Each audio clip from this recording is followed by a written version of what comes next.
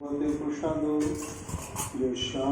প্রসাদান্নগতিকুতয়োপি ধ্যায়স্তुভমিস্তস্য যশস্তিসন্ধং বন্দে কুলশ্রীচরণারবিন্দং গৌরকৃপাঘনীভূतं প্রভুং শ্রীহরিনন্দनं মম জীবন সর্বস্বং ভক্ত্যানৌমি পুনঃ পুনঃ राधा कृपामयं श्री गुरुदेव तारकं प्रभुं श्री गौर गोपालं भक्त्यानौमि पुनः पुनः अजानुलम्बितभुजौ कनकावदातौ संकीर्तनैकपितरौ कमलायताक्षौ विश्वम्भरो द्विजबलो जुगधर्मपालो वंदे जगत प्रियकरो करुणावतारो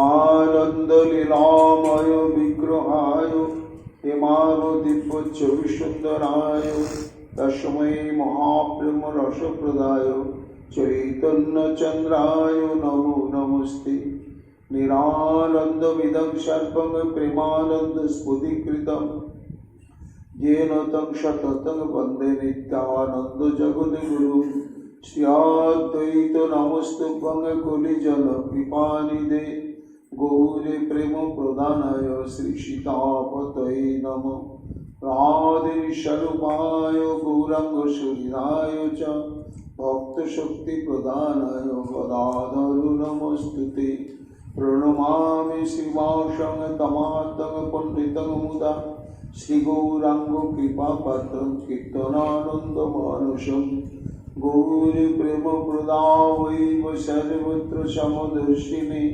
नारायण सुताय च श्रीमन्नरहरये नमः परापिरभिरामं मृगमदतिलकं कुण्डलाक्रान्तगन्धं कटाक्षं कुम्भकर्णं स्मितशुभगमुखं सादरेण स्तवेनं श्यामं शान्तं त्रिभंगं रविकरो वसनभूषितं वैजयन्त्यां वन्दे वृन्दावनस्थ युवतिशतवृद्धं ब्रह्मगोपालमीशं नमो नलिननेत्राय वेणुवाद्यविनोदिने राधाधर सुधापानं शालिने वनमालिने कृष्णो करुणासिन्धो दीनबन्धु जगत्पते गोपेश गोपिका कांत राधा कांत नमस्तुते मुखं करोति वाचालं पंगुं लंघयति गिरिं यत्कृपातमहं वन्दे परमानन्दमाधवं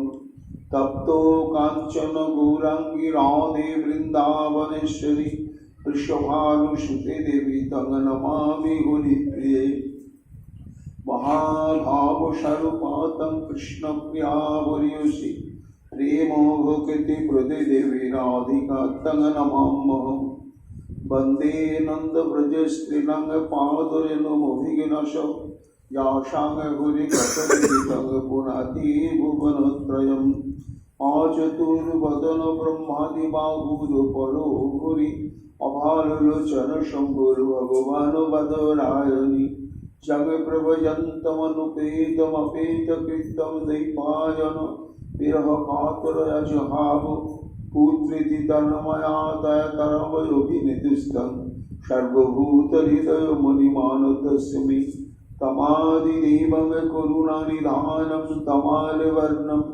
श्वेतावतारमयपार संसारसमुद्रसेतुं भजामहे श्रीभागवतस्वरूपम् वत्साकल्पतरुभ्यश्च कृपासिन्धुभ्यैव च पतितानां पावनेभ्यो वैष्णवेभ्यो नमो नमः जय रूप सनातन भट्ट रघुनाथ श्रीजीव गोपाल भट्टदास रघुनाथ भक्ति भरे बंदी छय गोसाईर चरण जहाँ हईते विघ्ननाशय अरिष्ट पुराण जय गौरी भक्तवृंद गौर जाদের प्राण सापे मिले देह मोरे निताय गौर भक्ति दान निताय गौर हरि बोल निताय गौर हरि बोल निताय गौर हरि बोल निताय गौर हरि बोल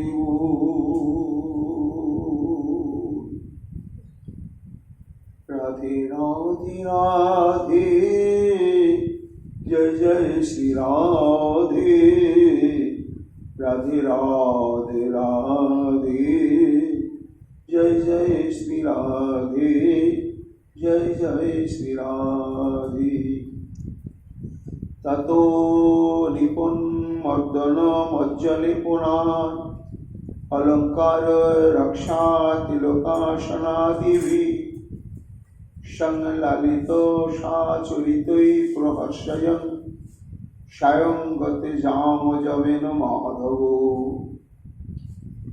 साधु वेदांत सार पुराण चक्रवर्ती सच्चिदानंद विग्रह श्री गोविंदेर बांगमय विग्रह श्री श्रीमद् भागवत महापुराणे दशम स्कंदे त्रयोदश अध्याय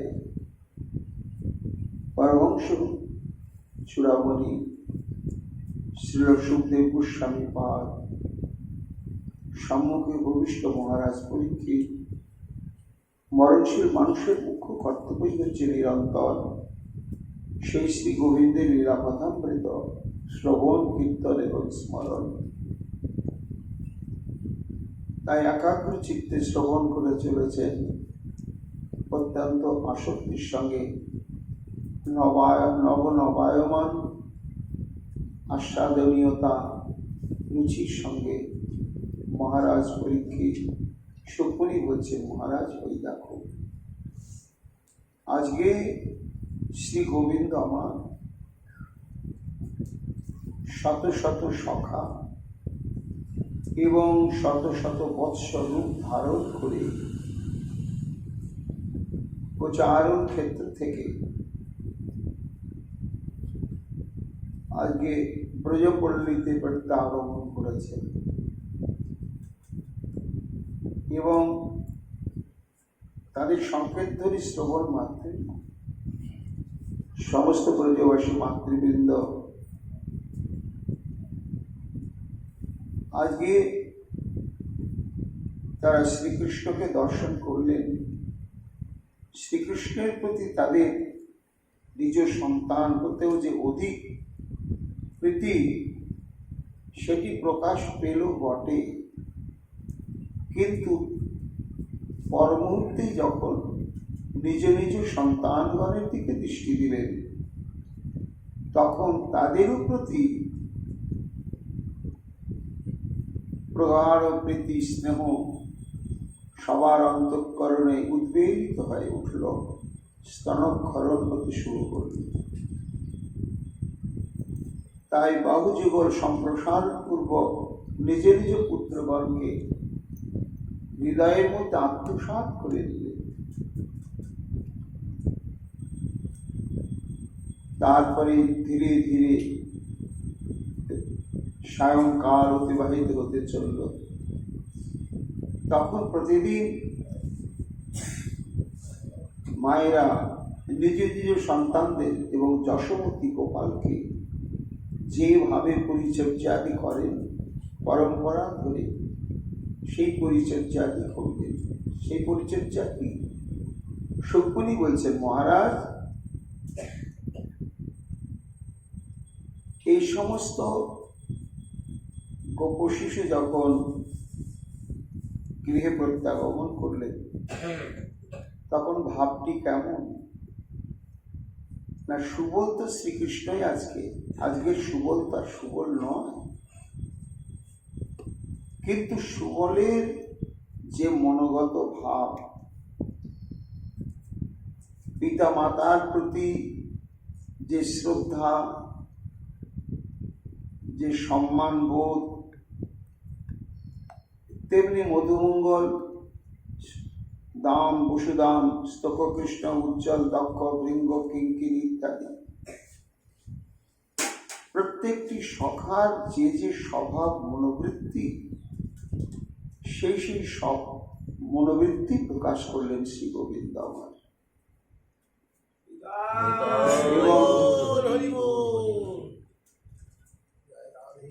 আজকে এই সমস্ত শিশুর মাতৃবৃন্দ তারা এত অধিক স্নেহ কাতর হয়ে পড়লেন নিজ নিজ সন্তানের প্রতি তারা নিজেই বুঝতে পারছেন না। এবার ক্রম ধরে পরিচর্যা করতে লাগলেন। উন্মর্দন,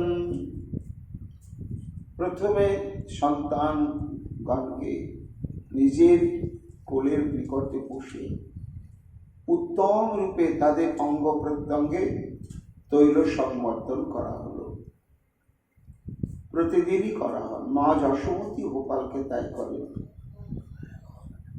সেই সাত সকালে স্নানাদি করে ভোজন করে এরা সারাটি দিনমান বনে অতিবাহিত করে। তারপরে ফিরে এসেছে। এবার সে ক্লান্তি অপনোদনের জন্য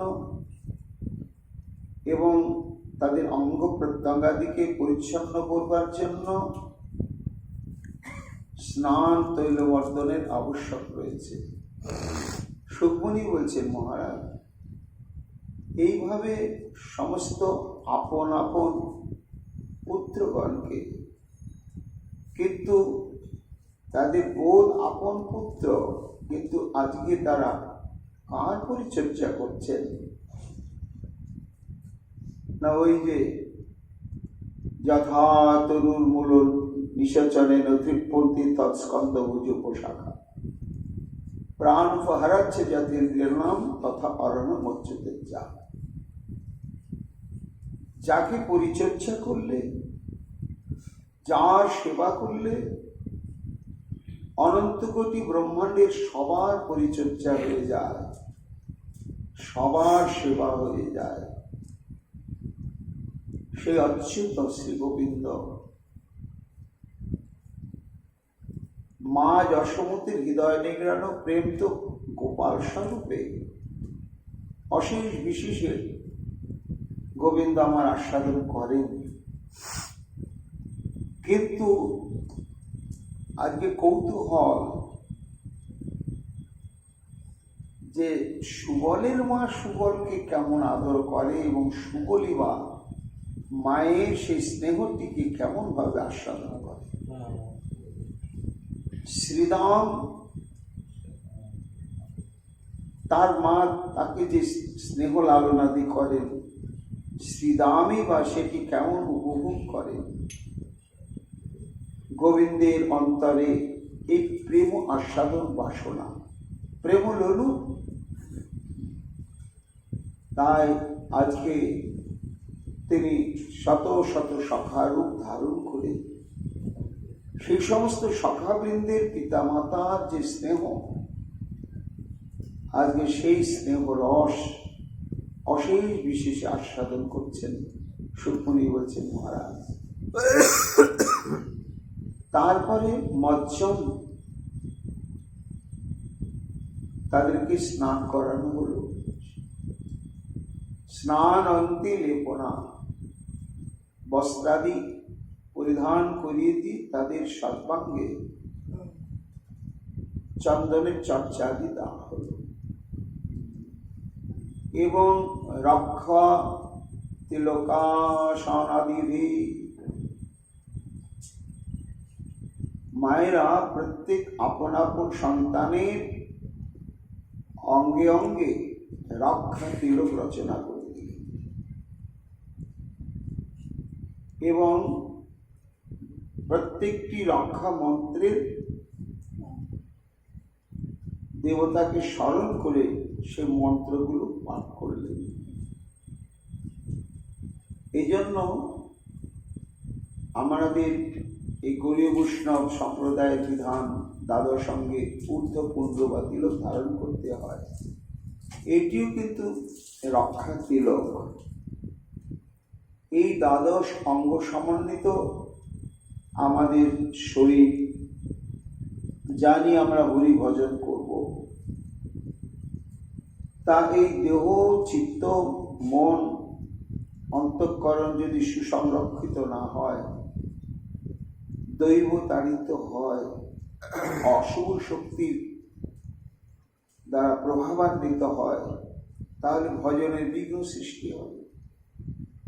তার জন্যই এই রক্ষা তিলক দাদার সঙ্গে, এবং সেই স্থানের প্রতিষ্ঠাত্রী দেবতা হলেন এই অঙ্গের রক্ষক, ললাটে কেশব, প্রত্যেকটি অঙ্গে এমনি করে। ঠিক তেমনি সুকমণি বলছেন, মহারাজ, মায়েরা ওই সমস্ত নিজ নিজ সন্তানকে রক্ষা তিলক দিয়ে রক্ষা মন্ত্র বলতে লাগলেন। অব্যাদ জঙ্গরি মণিমানব স্তব জম্বথরু যজ্ঞ অচ্যুত কোটিতটং জঠরং হয়াস্য হৃদ কেশবসর উদর কিশোর ইনস্তু কণ্ঠম বিষ্ণুর্ভুজং মুখম মুরুক্রম ঈশ্বরকম চক্রক্রদ সহগদ হরিরস্তু পশ্চাৎ তৎপার্শ্বয়োর্ধনুরুষি মধুহাজনশ্চ করেষু শঙ্খ উরুগায় উপ জেপেন্দ্র তাক্ষিতৌ হলধর পুরুষ সমন্তা কৃষ্ণে গর্ভস্তুতে বুদ্ধিমাত্মানং ভগবান পর ক্রীড়ন্তু পাতু গোবিন্দ শয়নং পাতু মাধব ব্রজন্তম অব্যায়দ বৈকুণ্ঠ নাসিন্তাং শ্রীপতি ভুজানং চক্রভুক পাতু সর্বগ্রহ ভয়ঙ্কর ডাকিন্ন জাতু ধন্যশ্চ কুষ্মান্ডা যে অর্ভক গ্রহা ভূত প্রেত পিশাচশ্চ যক্ষর রক্ষ বিনায়কা কটোরারিভূতি চেষ্টা পুতনা মাতৃকাদয় উন্মাদা যে ঝাপস্মারা দেহ প্রাণেন্দ্রিয় দ্রোহ স্বপ্নাদৃষ্টা মহৎপাদা বৃদ্ধা বালকরাশ্চর্যে সর্বে নশ্যন্তুতে বিষ্ণুর নাম গ্রহণ বীরব। এত সমস্ত মন্ত্র পাঠ করে উপসংহারে কি বলছেন? সর্বে নশ্যন্তুতে বিষ্ণুর নাম গ্রহণ বীরব,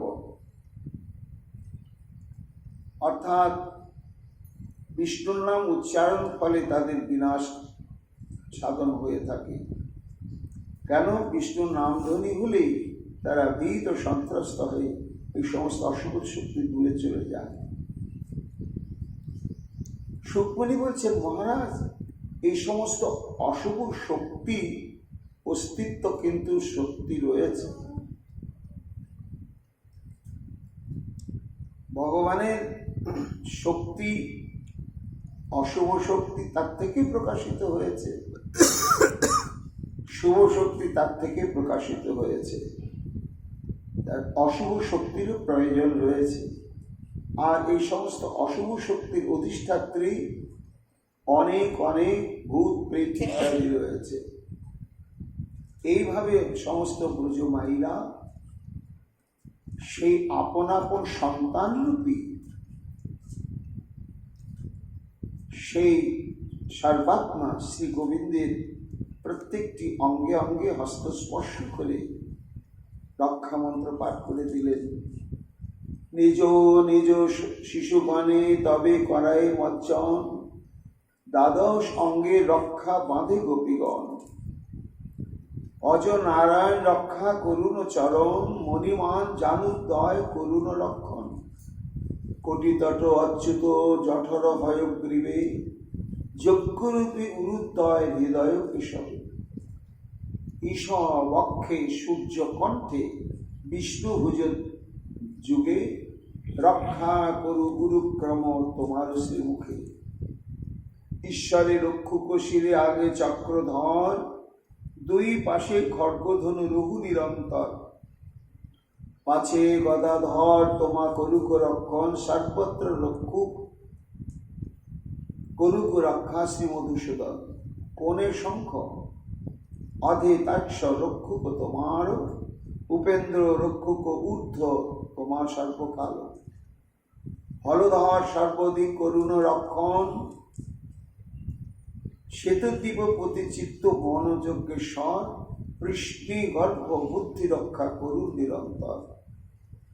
ক্রীড়াকালে গোবিন্দ রক্ষুক অনুক্ষণ, শয়নে মাধব দেব আত্মা ভগবান।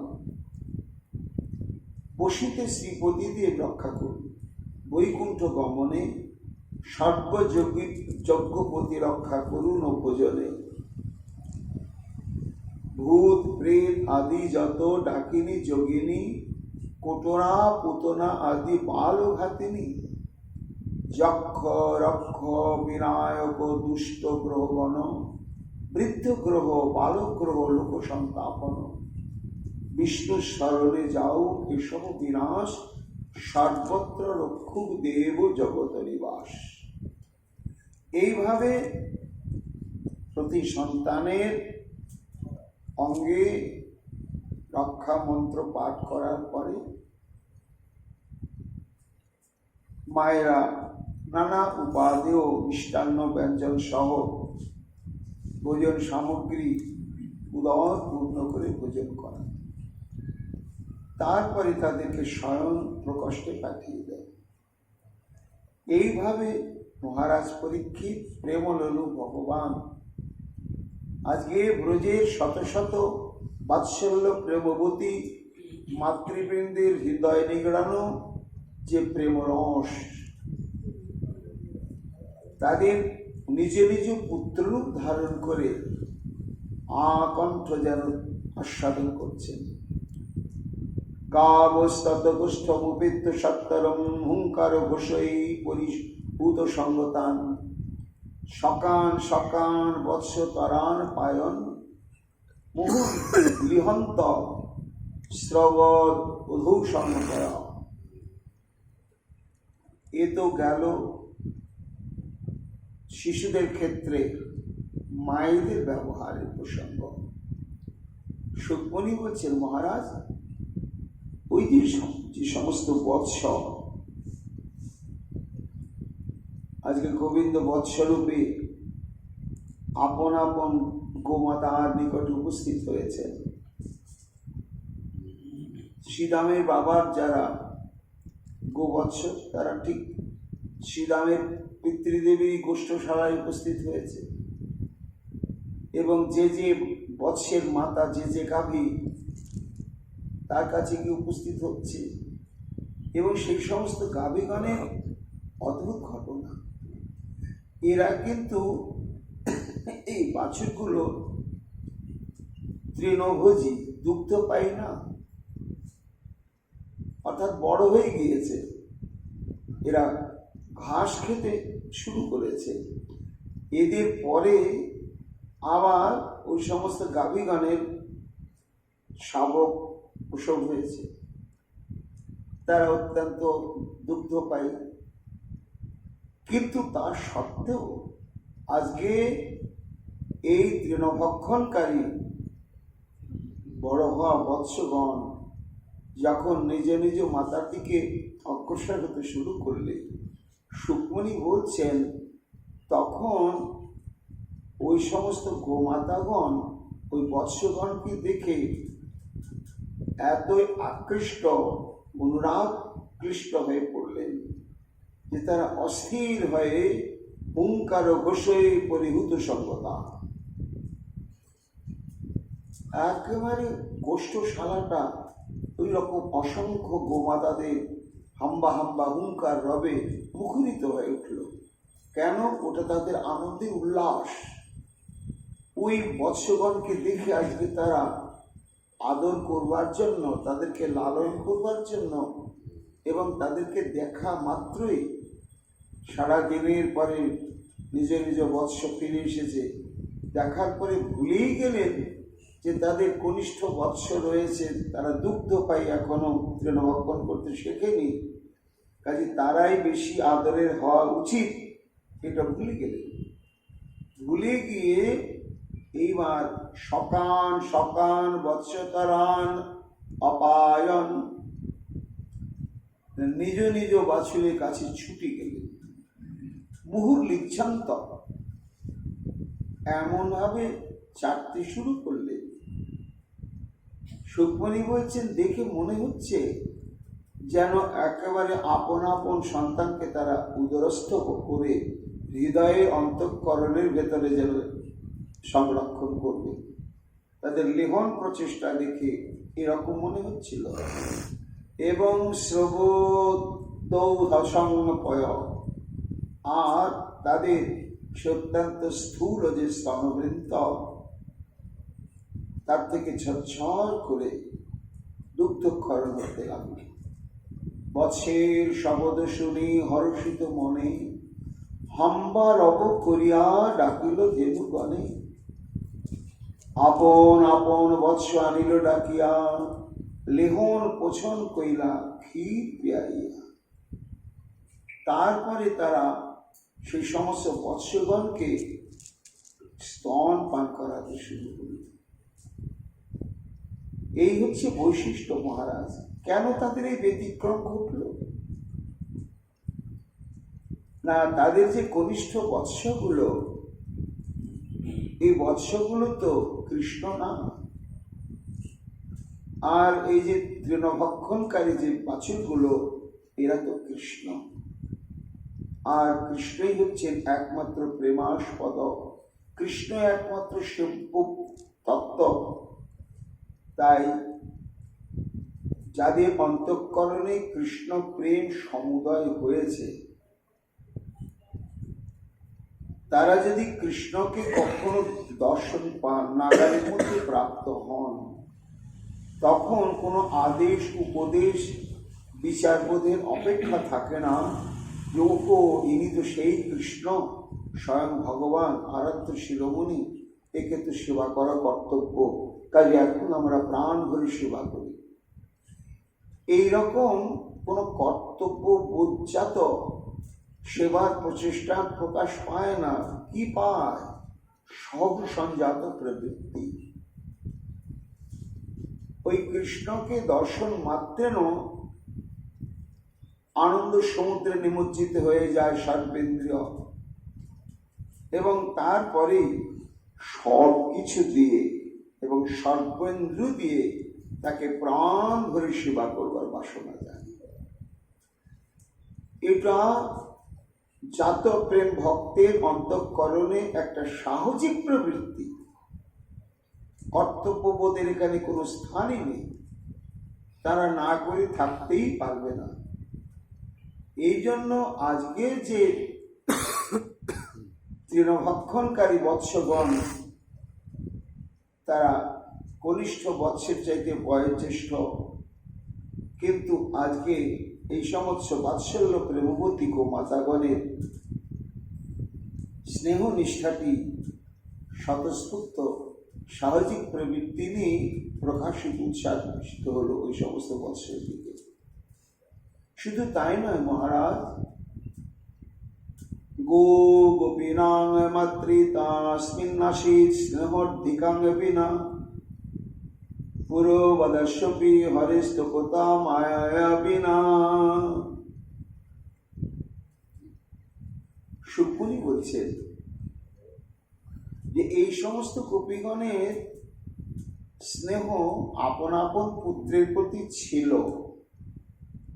সুবলের মা সুবলকে ভালোবাসত, স্নেহ করত, কিন্তু সেটা একটা সীমিত পরিমাণে। কি আমার পুত্র, এই গর্ভজাত সন্তান জ্ঞানে যেটুকুনি স্নেহ পোষণ কর্তব্য, ততটুকুনি স্নেহ পোষণ তারা করতেন। কিন্তু অন্তরে স্নেহ তো ভালোবাসা, কারো অন্তরে তিনি যতই ক্ষুদ্র ব্যক্তি হন আর সত্তাই হন না কেন, তার অন্তরে যদি সাধুগুরু বৈষ্ণবের কৃপায় প্রেমরস সমুদিত হয়, তার পরিমাণ কত না, ওটা বিহু। ভক্তের হৃদয়ের প্রেমের পরিমাপ করা যাবে না। কিন্তু এই যে অপরিমিত হৃদয়ের প্রেম, সেটি আপন আপন সন্তানের প্রতি অপরিমিত ভাবে বর্ষিত হতো না। অপেক্ষা থাকতো, কার অপেক্ষা থাকতো? ওই যশোদানন্দনের। যশোদানন্দনকে দেখলে তাদের অন্তঃকরণে যে অপরিমিত প্রেম, এই সমস্ত অপরিমিত প্রেম সিন্ধুটি উচ্ছ্বলিত হয়ে থাকত। এই জন্য যশোদানন্দনের প্রতি তাদের প্রীতিটা ছিল ক্রমবর্ধমান। আর নিজ নিজ সন্তানের প্রতি তাদের যে প্রেম সেটি একটা নির্দিষ্ট মাত্রায় ছিল, কিন্তু সুকমণি বলছে মহারাজ আজকে তার ব্যতিক্রম ঘটল। কি ব্যতিক্রম ঘটল না, নিজ নিজ সন্তানের প্রতি আর ওই সীমিত পরিমাণে প্রেম যে আমার পুত্র এইটুকু আজ নাই। তারা দেখছে আমাদের পুত্র সুবল শ্রীদাম প্রত্যেক দিনই দেখে, কিন্তু যখন তাদেরকে আদর করছে তখন যেন অদ্ভুত মনে হচ্ছে আমরা ওই যশোদার পুত্রকে আদর করছি। এই জন্য নিজ নিজ পুত্রগণের প্রতি এই সমস্ত বাৎসল্য প্রেমবতী মায়েদের যে প্রেম সেটি অধিক অধিক ভাবে বর্ষিত হতে শুরু করে।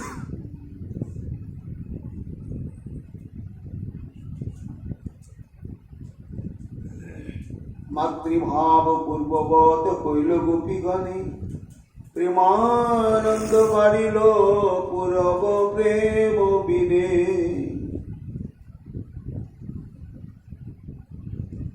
ব্রজ কষাং শত কেশু স্নেহ বল্লাব্দ মন্নহ, শনৈ ঋষিম প্রবৃদ্ধি যথা কৃষ্ণে অপূর্ববৎ।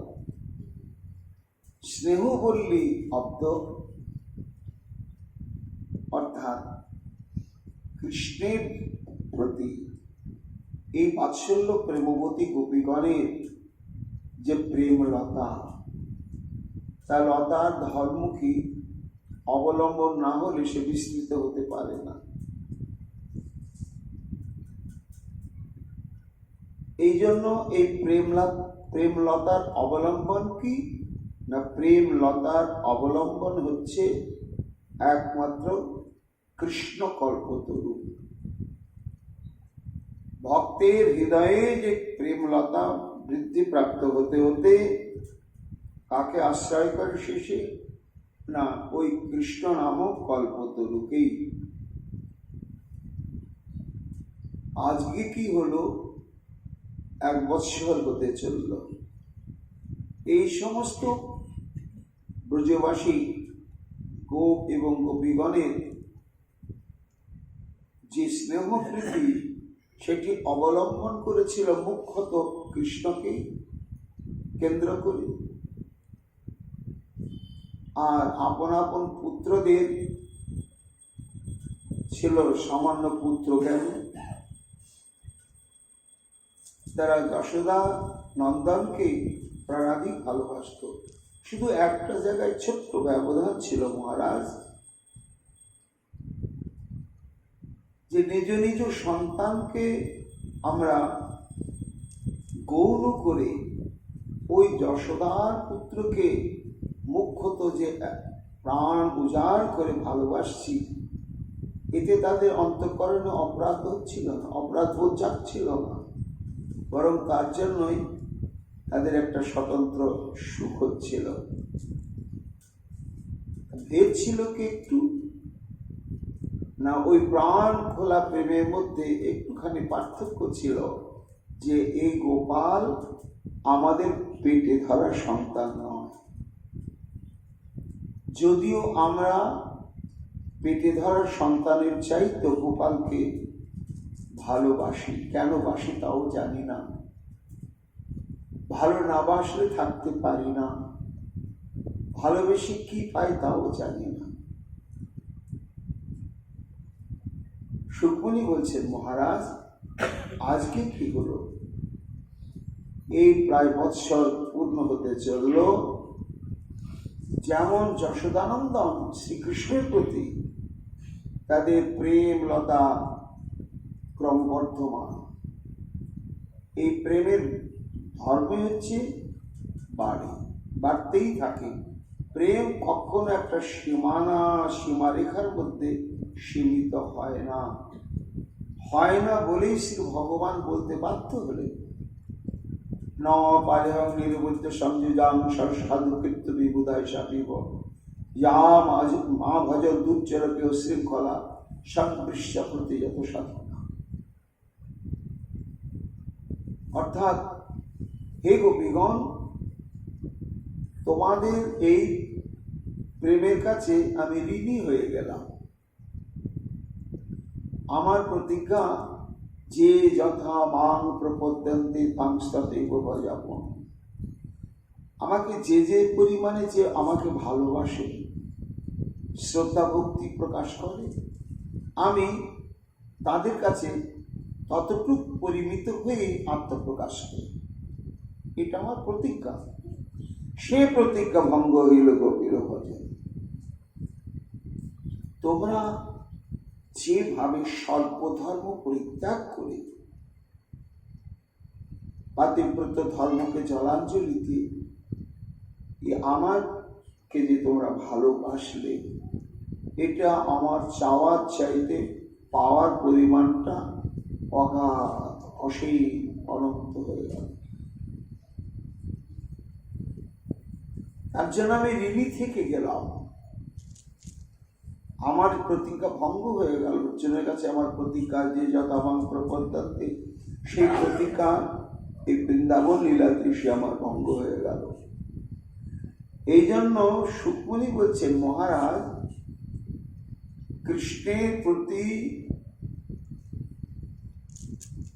ভক্তের যে প্রেম, সেটি কোনো সীমিত পরিমাণে উচ্চারিত হয় না, অসীম অনন্ত বিভূরূপে, এবং সেটি বিবৃদ্ধিমান, বাড়তেই থাকে, বাড়তেই থাকে, বাড়ার শেষ হয় না। বাড়তে থাকাটা কখনো বন্ধই হয় না। এইভাবে যশোদানন্দনের প্রতি এই সমস্ত ব্রজবাসীদের যে প্রেম লতা, সেটি বর্ধিত তো হচ্ছেই। কিন্তু কি অদ্ভুত, এই কিছুদিন ধরে আপন আপন সন্তানগণের প্রতিও স্নেহলতা তাদের, প্রেমলতা তাদের বর্ধিত হতে শুরু করল। সুবল যতই সুবলকে দেখে ততই ভালো লাগে, ততই নতুন, ততই বুকে ধরে যেন শান্তি। এর কারণ তারা বুঝতে পারছে না। এটা আমার পুত্র, এই জ্ঞানই আছে তার। কিন্তু তবু ওই যশোদা পুত্রকে আদর করতে গেলে যে অবস্থাটি হয়, এদেরকে আদর করতে গিয়ে তার হচ্ছে। কেন হচ্ছে বুঝতে পারছে না, কিন্তু বুঝতে পারছে যে আপন আপন সন্তানের প্রতিও তাদের যে স্নেহ কাতরতা, সেটা যতদিন যাচ্ছে, প্রত্যেকটা দিন ধীরে ধীরে বাড়ছেই, বেড়েই চলেছে। সুকমণি বলছেন, মহারাজ, খুব গভীর তত্ত্ব। এইখানে যে সুবল, সে তো কৃষ্ণ। তা কৃষ্ণ যখন সুবল হয়েছেন, তখন কৃষ্ণের কি 16 আনা স্বরূপ ওই সুবল রূপে কৃষ্ণের মধ্যে প্রকাশ পেয়েছে? না, তা কিন্তু পায়। সেটি একমাত্র ওই যশোদানন্দন স্বরূপের মধ্যেই চিরকালের জন্য সীমাবদ্ধ। কেবলমাত্র এই প্রেম সম্পর্কটি প্রকাশ পেয়েছে, আর অন্য কিছু নয়। পূর্ববৎ কৈলা কৃষ্ণ পুত্রতা ব্যবহার, পূর্ব হইতে মায়ার অধিক পরচার। ইদ্ধম আত্মনাত্মাদং বৎস পাল বিশেন পালয়ন বৎসকো বর্ষং শীঘ্রে বনগষ্ঠয়। সুকমণি বলছেন, প্রেম পিপাসু প্রেম রূপসী ভগবান আজ ভক্তের প্রেম আস্বাদন লালসা তার বৈচিত্র্যময়। এর হেতু কেউ বলতে পারবেন না। ওই প্রেম রস আস্বাদনের লালসাটাই তার অন্তরে বর্তমান, এটি চিরসত্য বস্তু। বাছুর হয়ে কাবিগণের হৃদয় নিগড়ানো বাৎসল্য প্রেম আস্বাদন করছে। একটি বছর এইভাবে শ্রী গোবিন্দ আমার শত শত সখা রূপে আর শত শত বৎস রূপে ওই সমস্ত ব্রজগোপী বৃন্দের মাতৃস্থানীয় আর ওই সমস্ত গোমাতা বৃন্দ, বাৎসল্য প্রেমবতী গোমাতা বৃন্দের যে অতৃপ্ত বাসনা ছিল যে কৃষ্ণ আমাদের যদি গর্ভস্থ সন্তান হতো তাহলে আমরা প্রাণ ভরে ভালোবাসতাম এবং নিজের জীবনকে ধন্য মনে করতাম। প্রশ্ন হতে পারে যে তাহলে সুবল রূপ ধারণ না করে শ্রীকৃষ্ণ কৃষ্ণরূপী ধারণ করে তাদের কাছে আত্মপ্রকটিত হতে পারতেন? হ্যাঁ পারতেন, কিন্তু হলে কি হতো না, ওই যে যশোদানন্দন এই বোধটি সমস্ত কবিবৃন্দের রয়েছে সেটা তো থেকে যেত যে এটা যশোদারই পুত্র,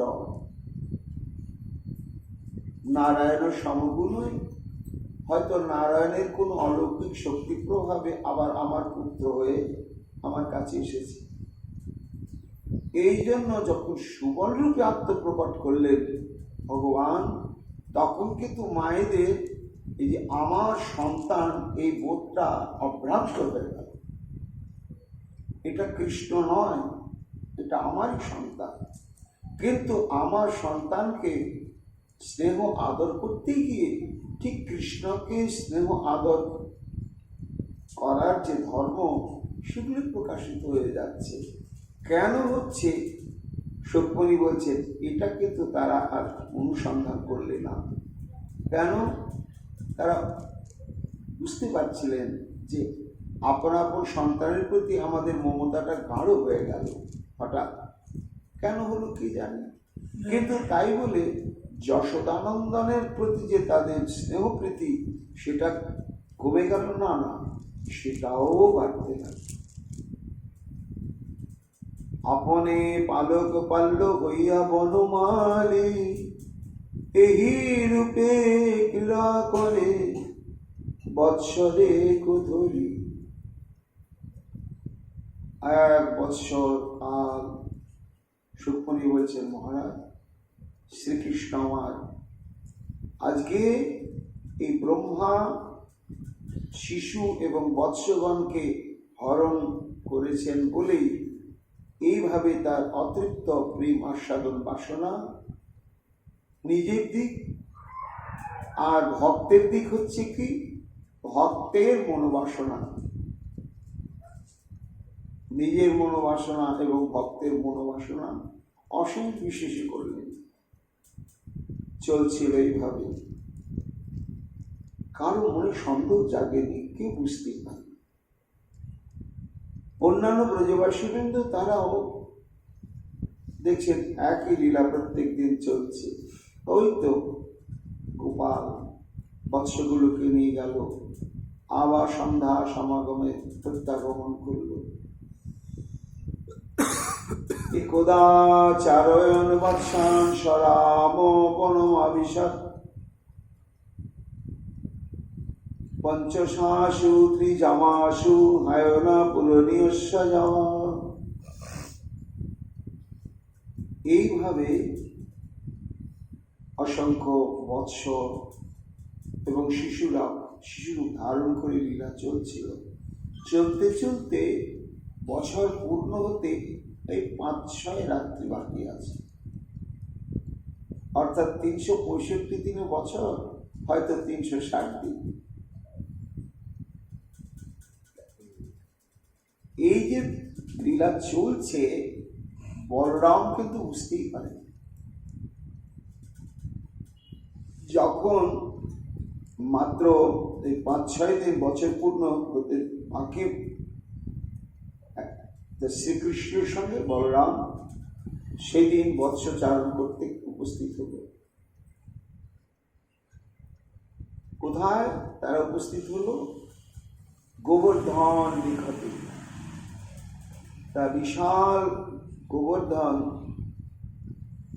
তার তটপ্রদেশে সুবিস্তৃত ক্ষেত্র, আর তাতে সব মুসলিম সুস্বাদু সব তৃণ জন্মায়, চিরকালই জন্মায়। এবং এই বিশাল 7 ক্রোশ পরিমিত বিস্তৃত এই গোবর্ধন পর্বতের উপর প্রদেশেও আবার সমতল ভূমি রয়েছে। এটি ভাগবতে জানা যায়। তারপর ওই গোবর্ধনের উপরেও সুবিস্তৃত সমতল ভূমি রয়েছে এবং সেখানে প্রচুর পরিমাণে সব তৃণ জন্মায় নিত্যকালে। তা এই যে শ্রীকৃষ্ণ বৎসচারণ করছেন, এই বাছুরগুলোর মা তাদেরকেও তো নিয়ে যাওয়া হচ্ছে। তা তাদেরকে কে নিয়ে যাচ্ছে? না এই সব সখাগণের পিতাগণ। তারা সব একটু বয়োবৃদ্ধ, বয়স্ক গোপ, বলিষ্ঠ। তারা সব বড় বড় গাইগুলোকে নিয়ে তারা চালনা করতে যান, আর ওই দুধ ছাড়া ঘাস খেতে ধরা বাছুরগুলোকে নিয়ে শ্রীকৃষ্ণ সখাবৃন্দের নিয়ে চারণ করতে যান। একদিন বলরামে করিয়া সংহতি, বৎস শিশুগণ লইয়া গেলা চৌপতি। 5-7 দিন আছে বৎসর পুরীতে, বেড়ায় নিকট বনে বাছুর রাখিতে। বলরামও কিন্তু কৃষ্ণের সঙ্গে যাচ্ছে। ব্রহ্মমোহন লীলার দিনে বলরাম ছিল না, কিন্তু তারপরে তো বলরাম যাচ্ছে। কিন্তু তখনও বলরামও বুঝতে পারেনি যে এইসব শ্রীরাম সুদাম বা এই বাছুরগুলোর তত্ত্ব।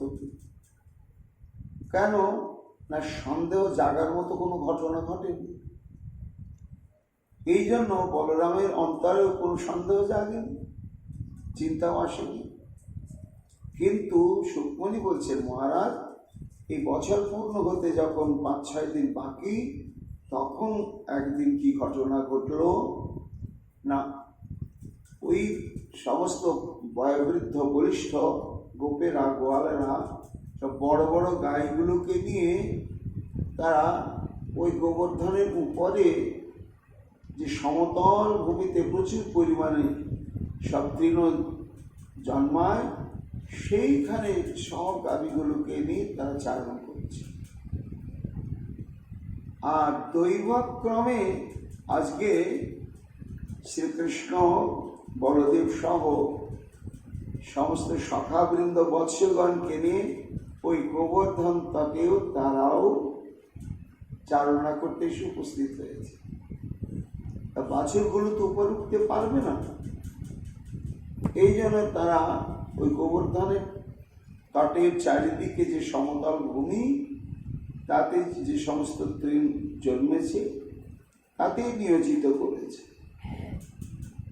করে এইবার বৎসগণ বাছুরগুলো সব তৃণভক্ষণ করছে, আর কত রকম ক্রীড়া কৌতুক প্রকাশ করছেন গোবিন্দ। বলরামও তাতে যোগ দিচ্ছেন। এই শ্রীরাম যে শ্রীরাম নয়, এই সুবল যে সুবল নয়, বলরাম বিন্দুমাত্র বুঝতে পারে। এই বাছুরগুলো যে আসল বাছুর নয়, বলরাম মোটে বুঝতে পারে। তখন একটা ঘটনা ঘটল। বনে বনে বাছুর চড়ায় ভগবান, ধীরে ধীরে গেল গোবর্ধন সন্নিধান। যখন এই গোবর্ধনের তটদেশে চারণের জন্য উপস্থিত হয়েছেন, দৃষ্টা চত স্নেহ বশ স্মিতাত্মা, সব গুরু ব্রজ অত্যাত্ম দুর্গম মার্গ দীপাত কুকুৎগ্রীব উদাস্য পুচ্ছ অগাধুঙ্কৃতই রাশ্রু পাওয়া যাবে। সুকমুনি বলছেন ওই উপরের সমতল ভূমিতে যে শত শত গোমাতাগণ তারা চারণা করছিল, হঠাৎ দৈবক্রমে তাদের দৃষ্টি নিচের দিকে পড়ে। পড়ে কি দেখলো না, ওই সব বাছুরগুলো এইখানে উপস্থিত হয়েছে। তখন এই নিচে গোবর্ধনের নিচের দিকে চলছিল বাছুরগুলো, তাদেরকে দেখার সঙ্গে সঙ্গে তা গোবর্ধনে উঠেছে, তো ওঠার তো পথ আছে, বেঁকে বেঁকে ধীরে ধীরে ধীরে ধীরে ধীরে গাইগুলো উঠে গিয়েছে। কিন্তু যখন উপর থেকে বাছুরগুলোকে দেখলো, বাছুরগুলোকে দেখার সঙ্গে সঙ্গে উপদুর্গ মার্গ, তখন যে পথে উঠে গিয়েছে সেই পথকে অবলম্বন করার ধৈর্য থাকবে। তখন খাড়া পাহাড় থেকে একেবারে নামার জন্য সবাই সচেষ্ট হয়ে গেল। হুমড়ি খেয়ে পড়ে যাচ্ছে, বাধাপ্রাপ্ত হচ্ছে, কিন্তু সেদিকে কারো ভূক্ষেপ নেই। এবার কুকুৎগ্রীব উদাস্য পুচ্ছ, আর হাঁটছে না। সুকমুনি বলছেন লাফিয়ে লাফিয়ে দু পায়ে জোড়া ভাব দিয়ে দিয়ে পুচ্ছটাকে ঊর্ধ্ব করে দিয়েছে, দিয়ে ভয়ঙ্কর উচ্চ রবে হাম্বা হাম্বা করতে করতে তারা দ্রুত গতিতে ওই আপন আপন বৎসের দিকে নামছে। এবং দুর্গম পথ, সেটা কোনো পথ নয়, কুকুৎগ্রীব উদাস্য পুচ্ছ। আর তাদের স্কন্ধ প্রদেশে ছিল ককুব চূড়া, সেটি চঞ্চল। এবং সুকমনি বলছে মহারাজ অশ্রু পাওয়া যাবে না, তাদের বাঁট দিয়ে ঝরঝর ঝরঝর করে দুধ পড়তে লাগলো। পর্বত শিখরে তথা ধেনুগণ চরে, বাছুর দেখিল তারা পর্বত কিনারে। বৎস প্রেমে আপনা বাসরে ধেনুগণ, ঊর্ধ্বগ্রীব ঊর্ধ্বপুচ্ছ ঊর্ধ্ববিলোচন। হুঙ্কার শব্দ করি আকণ্ঠ পুরিয়া, দুর্গ পথ চলি যায় দুপদ তুলিয়া। এবার যে সমস্ত বরিষ্ঠ গোপবৃন্দ সে গাইগুলোকে দেখাশোনা করছিল, তারা হঠাৎ চমকে গেল। আর কি হলো, গাইগুলো সব ছুটছে, একেবারে হঠাৎ করে এরকম ব্যতিক্রম ঘটনা ঘটলো কেন? সমেত গাবো অদ বৎসান বৎসবত পায়ন, গিলন্ত ইব চাঙ্গানি লিহন্ত সৌধ সংপয়। কোনো বাধা বিপত্তি মানল না, একেবারে সে গড়াতে গড়াতে আছাড় খেতে খেতে বাধাপ্রাপ্ত হতে হতে হুঙ্কার করতে করতে ওই গোমাতাবৃন্দ এসে ওই যে নিচে তৃণভক্ষণ করছিল তৃণক্ষেত্রে, ওই বাছুরগুলোকে গিলান্তে বা চাঙ্গানি এমন চাটতে শুরু করলে মনে হয় যেন তাদেরকে গলাধকরণ করে নেয়।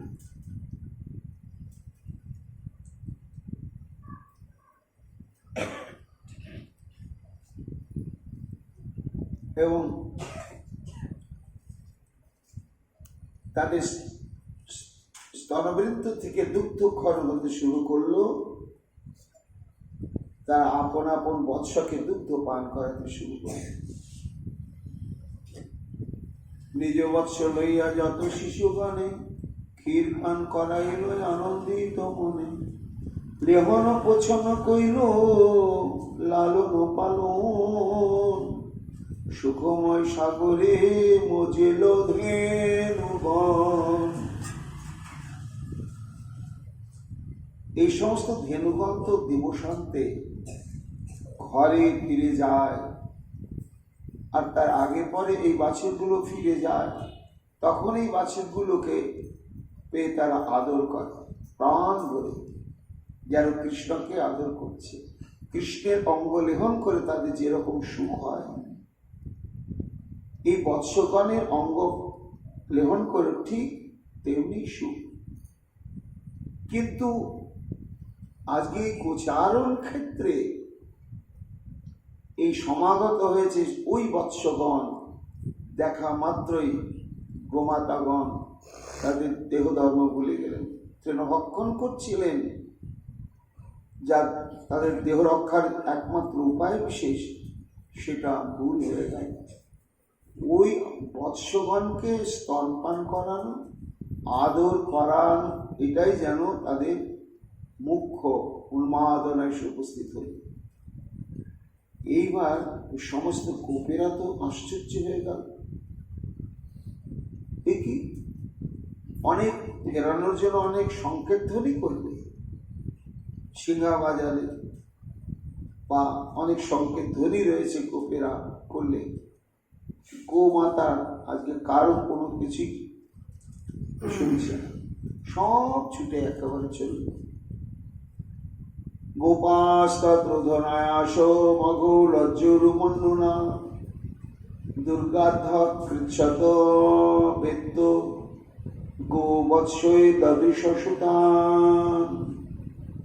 সুখমণি বলছেন, মহারাজ তখন ওই বরিষ্ঠ কারিগর সেই সমস্ত গোমাতাদের ফিরাবার জন্য আপ্রাণ চেষ্টা করতে লাগলেন, বল প্রয়োগ করতে লাগলে, লঘুরাঘাত করতে লাগলে, কিন্তু সর্বশক্তি প্রয়োগ করেও তারা যখন একটি গাভীকেও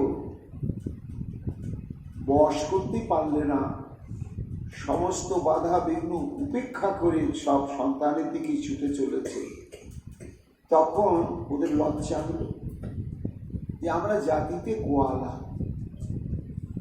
এই গরু বাছুরকে বসে রাখতে কি করে হয়, এটা তো আমাদের বংশানুক্রমিক একটা অভিজ্ঞতা, দক্ষতা। তারপরে কিভাবে বল প্রয়োগ করে তাদের বসে রাখতে হয়, বড় বড় ষাঁড় এরা তো সব বাগে রাখে, কিন্তু আজকে তাদের পুরুষানুক্রমিক যে দক্ষতা, যে অভিজ্ঞতা, সব প্রয়োগ করে সবাই ব্যর্থ হয়ে গেল। তা যখন সে গাভীগুলো কোনো বাধাই মানছিল না, ক্রোধে উদয় হয়ে গেল, ক্রোধ প্রকাশ করে যখন ব্যর্থ হয়ে গেল সব গোপবৃন্দ, তখন তাদের আবার একটু লজ্জা এসে আশ্চর্য, আমার এই বলিষ্ঠ গো একটা গাইকেও ভাগে আনতে পারলাম না, পেছনে পেছনে ছুটলাম। ছুটতে ছুটতে হঠাৎ দৃষ্টি পড়ল ওই সমস্ত বলিষ্ঠ গোপবৃন্দের ওই রাখালের দিকে, শিশুর দিকে। আরে সুবলের বাবা দেখছে যে আমার সুবল, শ্রীদামের বাবা হয়তো এসেছে, সেও দেখছে আমাদের শ্রীদাম, তারা এখানে। তখন ওই গাভীগুলোকে বশ করা ইত্যাদির চেষ্টা বাদ দিয়ে দেখা মাত্রই আপন আপন যে সন্তান, যার যে সন্তান, সেই সন্তানের কাছেই তারা ছুটে ভুলে গেল নিজ নিজ সমস্ত গাভীদের কথা, এবং এতক্ষণ যে চেষ্টা করেও তাদেরকে সংযত করতে পারছিল না, তার জন্য যে ক্রোধের উদয় হয়েছিল। সুখমণি বলছেন, মহারাজ সে ক্রোধটাও প্রশমন হয়ে গেল। বৃদ্ধ গোপগণে নানা যত্ন করিয়া ধেনু রাখিবারে না পারিল নিবারিয়া, ক্রোধ করি লইল গোপ তর্জন গর্জন, নানা দুঃখে কইল দুর্গ পদবী লক্ষণ, আজি এত পরমাদ করে শিশুগণে, বৎস লইয়া হেতা তারা আইল কি কারণে। প্রথমে এটাই তাদের মনে একটা বিরক্তি এসেছিল, ও আগেই তো বারণ করা ছিল, নিজ নিজ সন্তানদের যে আজকে আমরা যে বনে গাভীগুলোকে নিয়ে যাব, তোমরা কিন্তু সেই বনে বাছুরদের নিয়ে যাবে না, আলাদা আলাদা বনে থাকবে। আমরা যে আজ গোবর্ধনে এসেছি ওরা তো জানে, আবার দেখো দেখি মরতে এই গোবর্ধনে এসেছে বাছুরগুলো চালাতে, এই বলে তাদেরকে হয়তো একটু শাসন করবে। যখনই দেখলো নিজ নিজ সন্তান, তখনই তাদের কি অবস্থা হলো। সুখমণি বলছেন, মহারাজ তদীক্ষণ প্রেম রসাপ্লুতাশয়া জাতানুরাগা গত মন্নবর্ভকাম উদুচ্ছু দর্ভি পরিরম্ভ বুদ্ধনি ঘ্রাণৈরবাপু পরমং মৃদুংতে। নিজ নিজ সন্তানকে দর্শন করার সঙ্গে সঙ্গে তাদের হৃদয়ে যে বাৎসল্য প্রেম সিন্ধু ছিল সেটি একেবারে উদ্বেলিত, উচ্ছ্বলিত, তরঙ্গায়িত হয়ে উঠল। সব তারা ভুলে গেল, ক্রোধ দূরে চলে গেল। এইবার নিজে নিজের গাভীদের ত্যাগ করে ওই সমস্ত বয়স্ক গোপেরা নিজ নিজ সন্তানকে দর্ভি পরিরব্ধ মূর্ধনি বাহু প্রসারণ করে হৃদয়ের মধ্যে আলিঙ্গন করে নিয়ে স্নেহ কাতরতা প্রকাশ করতে লাগলেন এবং তাতে বারবার মস্তক আঘ্রাণ করতে লাগলেন। যে মাত্র হইল শিশুর মুখ দর্শন, সেইখানে হইল সব ক্রোধ নিবারণ। মুখের উপরে তুলি দিল আলিঙ্গন, প্রেম রসে বাচ্য পাশরিল গোপগণ। তত প্রবয়স গোপাস্তকাশ্র শিশু নিবৃতা, কিচ্ছাচ্ছনৈর উপগত স্তাদ অনুস্মৃত শ্রব। বয়স্ক গোপগণ সেই আপন আপন সন্তানকে বুকে জড়িয়ে ধরে আনন্দাশ্রু বিসর্জন করতে লাগলেন। ব্রজেশ্বর রাম প্রেমূর্তি বিশ্বকণ্ঠ মনুষ্যম মুক্ত স্তর্শ পদ্মেশ্বহিত বিদ অচিন্তয়। এই হঠাৎ এই দৃশ্যটি কৃষ্ণের অনতি দূরেই দাঁড়িয়েছিলেন বলরাম। হঠাৎ এই কাণ্ডটি বলরামের চোখে পড়ল। পড়ে বলরাম চিন্তা করছে কি, এই বাছুরগুলোকে দেখার সঙ্গে সঙ্গে এই গাইগুলো একেবারে কিভাবে মৃত্যুকে পণ করে উর্ধ্বশ্বাসে সব গোপেদের লঘু রাগাদাতিকে উপেক্ষা করে তারা ছুটে এসে স্তনপান করাচ্ছে। কেমন না, যে সমস্ত বাছুর তৃণভক্ষণ করতে শুরু করেছে, এরা স্তন্যপায়ী নয়, এদের পরে বাছুর আছে সেগুলো ঘরে রয়েছে, কিন্তু ঘরে বাছুর থাকা সত্ত্বেও বড় হয়ে যাওয়া তৃণভক্ষণকারী এই সমস্ত বাছুরকে কি করে স্তনপান করাচ্ছে আসক্তির সঙ্গে, আর এমন করে লেহন করছে এবং তাদেরকে বাছুরগুলোকে আদর করতে গিয়ে অন্তরে তাদের এত আনন্দ, শরীরটা রোমাঞ্চিত, আর তার সমস্ত গোমাতাগণের নয়নদের আনন্দাশ্রু বর্ষণ হচ্ছে। বলরাম হিসাব মেলাতে পারছে,